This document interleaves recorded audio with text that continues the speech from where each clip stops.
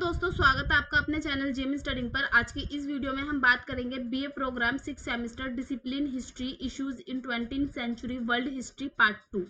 इसमें आपका एक टॉपिक है भोपाल गैस त्रासदी। तो सबसे पहले हम देखेंगे भोपाल गैस त्रासदी क्या है और उसके बाद बात करेंगे इसके होने के जो मुख्य कारण थे वो क्या थे। ठीक है, तो देखिए प्रस्तावना देखेंगे, उसके बाद भोपाल गैस त्रासदी देखेंगे और उसके बाद इसके मुख्य कारण, फिर निष्कर्ष पर हम आएंगे।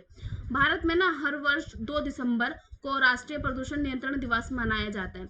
अब जो ये दिवस है ये 2 दिसंबर को ही क्यों मनाया जाता है? क्योंकि 2 दिसंबर और 3 दिसंबर की जो रात थी बीच की, इस रात को एक कांड हुआ था जिसे हम भोपाल गैस त्रासदी के नाम से जानते हैं। ठीक है, और इसमें बहुत सारे लोग मारे गए थे।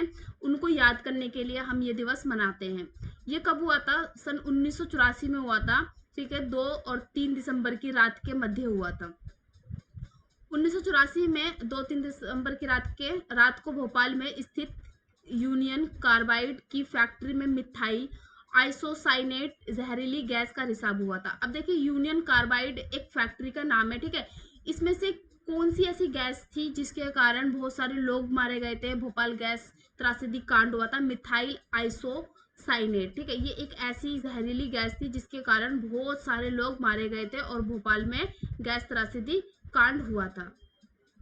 1000 लोग मारे गए थे। भोपाल गैस त्रासदी को दुनिया की सबसे बड़ी औद्योगिक प्रदूषण त्रासदियों में से एक माना जाता है। अब भोपाल गैस आपदा जो थी, 3 दिसंबर 1984 को लगभग 45 टन खतरनाक गैस मिथाइल आइसोसाइनेट एक कीटनाशक संयंत्र से निकल गई, जिसका स्वामित्व अमेरिकी फार्म की भारतीय सहायक कंपनी के पास था। यूनियन कार्बाइड कॉरपोरेशन गैस संयंत्र के आसपास घनी आबादी वाले इलाके में फैल गई। अब देखिए, जब ये गैस का रिसाव हुआ ना, वहां पर लोग भी बहुत ज्यादा आबादी थी लोगों की, है ना, जिसके कारण क्या हुआ, बहुत सारे लोग तुरंत ही मर गए और वहां पर ना दहशत फैल गई। अब मान लीजिए कहीं पे आग लग जा रही है, एक ही साथ 5-6 घरों में आग लग जा रही है ना, तो क्या होगा, मन में एक दहशत सी फैल जाती है ना कि और उस जो ये दहशत फैली, इसके कारण क्या हुआ कि जो बहुत सारे लोग थे ना वो अपनी रहने की जगह बदलने लगे। ठीक है, भोपाल को छोड़ कहीं और जाने लगे,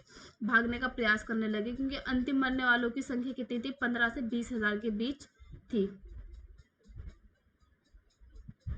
जीवित बचे लगभग आधे मिलियन लोगों को जहरीली गैस के संपर्क में आने से श्वसन समस्याएं, आंखों में जलन या अंधापन, अन्य बीमारियां हुई। अब कुछ लोग जो बच गए उनमें भी ऐसा नहीं कि वो पूरी तरीके से बचे।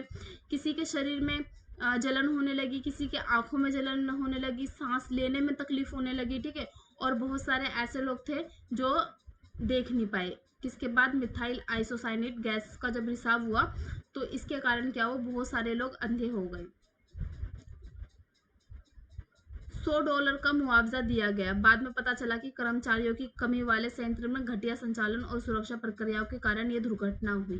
ठीक है, जो आपका सुरक्षा संचालन होता है, ठीक है, वो अच्छे से नहीं किया गया, जिसके कारण क्या हुआ, भोपाल गैस त्रासदी हुई।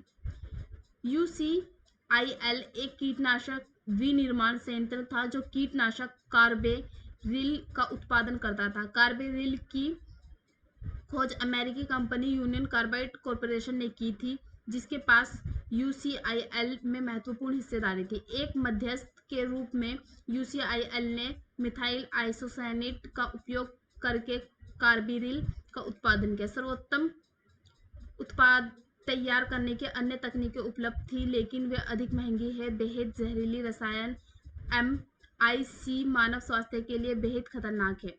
कीटनाशक संयंत्र के क्षेत्र में भोपाल के लोगों को MIC से चिढ़ होने लगी और वह शहर से भागने लगे।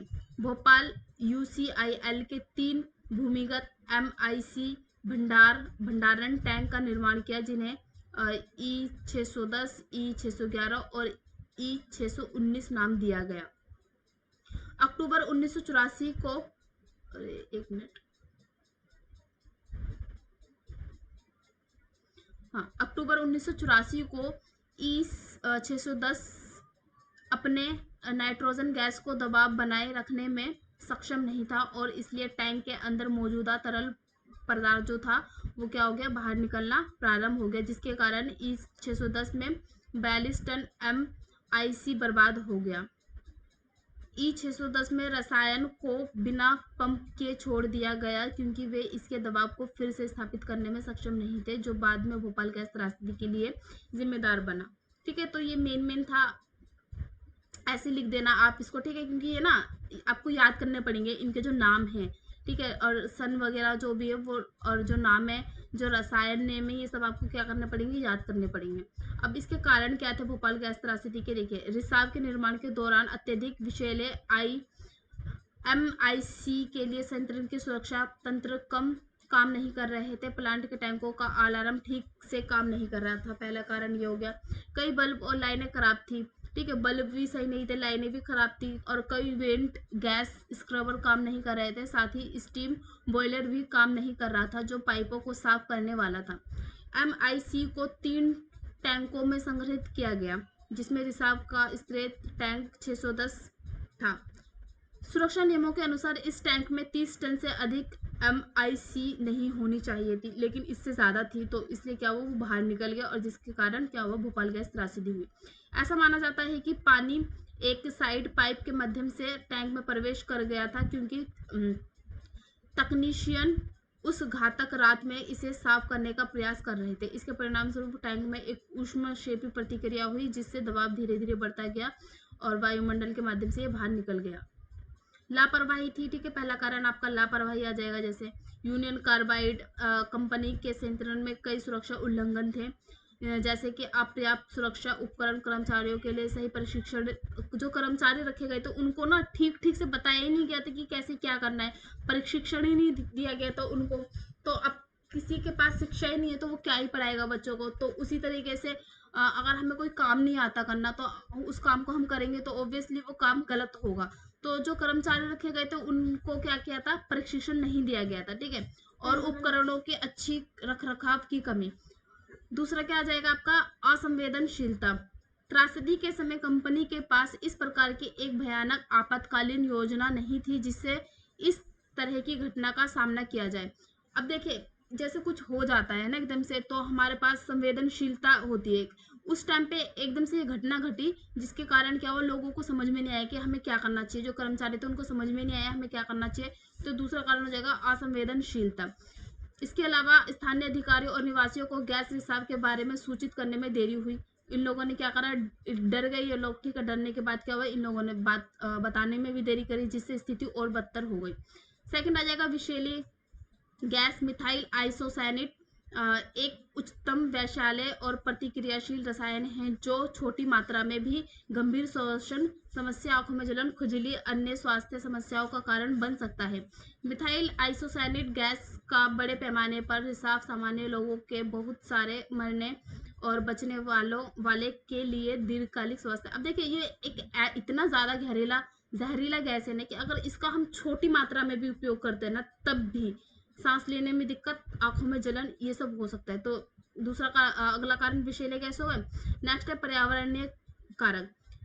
भोपाल घनी आबादी वाला राज्य है और गैस रिसाव के समय प्रचलित हवा की दिशा बदल गई, जिसके व्यापक क्षेत्र में गैस का प्रभाव पड़ा, जिससे बहुत सारे लोग क्या हुआ कि जैसे ही आपके विषैले गैस निकले ना, हवा का चलन भी उसी तरफ हो गया, जिसके कारण क्या हुआ, बहुत सारे लोग इसके प्रभाव में आ गए। भोपाल गैस त्रासदी का परिणाम क्या हुआ, जैसे मौत और चोट आ जाएगी, ठीक है, बहुत सारे लोग मरे, बहुत सारे लोगों को चोट लगी, स्वास्थ्य प्रभाव, बहुत सारे लोग बीमार हुए इसमें, ठीक है, त्वचा स्किन समस्या, आंखों का जलन, अंधापन, मानसिक परेशानी, पारिवारिक और सामाजिक प्रभाव, लोगों के परिवार उजड़ गए, ठीक है, समाज पर प्रभाव पड़ा इसके, पर्यावरणीय प्रभाव है ना। अब इसमें क्या आ जाएगा आपका, त्रासदी के परिणाम स्वास्थ्य पर्यावरण को भी बहुत नुकसान पहुंचा। मिथाइल आइसोसाइनेट का रिसाव पर्यावरण में बड़ी मात्रा में पर्यावरण प्रदूषण बना, ठीक है, और इसने जलवायु मिट्टी को हानि पहुंचाई। न्यायिक और भौतिक परिणाम। त्रासदी ने समाज में चलाया और नैतिक मुद्दों को उजागर किया। समाज में न्याय की तलाश में अभियान चलाया और नैतिक मुद्दों को उजागर किया। ये भारतीय औद्योगिक सेक्टर को सुरक्षा और पर्यावरण के मामले में सख्ती से लेने के लिए प्रेरित किया और लोगों के अधिकारों के प्रति जागरूकता बढ़ाई, ठीक है। इन सभी परिणामों ने भोपाल त्रासदी को दुनिया की सबसे भयानक औद्योगिक आपदा में से एक बना दिया और इसने सुरक्षा प्रबंधन और नैतिकता के मामलों में लोगों की ध्यान आकर्षित किया। तो ये था आपका भोपाल गैस त्रासदी, ज़्यादा मुश्किल नहीं है, अगर पेपर में आए तो आप बिल्कुल ये लिख दोगे ना, नंबर मिल जाएंगे आपको, ठीक है।